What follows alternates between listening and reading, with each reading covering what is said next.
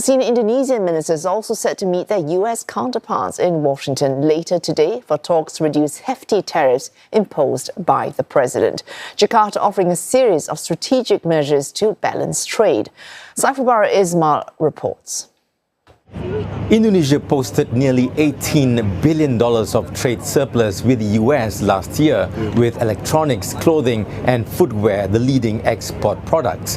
This has led to the US imposing a 32% levy on Indonesian exports as part of President Donald Trump's reciprocal tariff policy to address trade imbalances.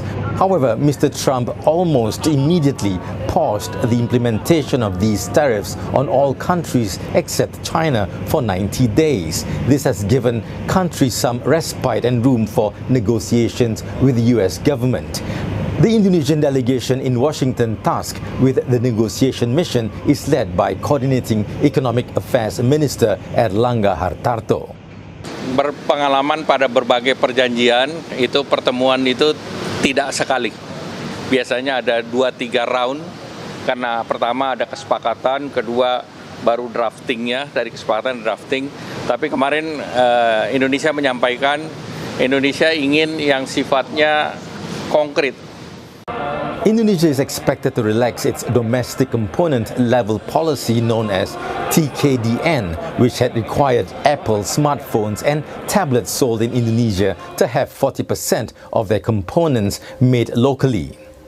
We have to realize that a lot of potential investment in those areas, in high-tech industry, gadget, ICT, for example, finally cancel their plan to invest in Indonesia, prefer our neighboring countries. The government has to be flexible, low local content regulation at the beginning, but of course gradually it has to be increased to promote the benefit, opportunities of the local producer.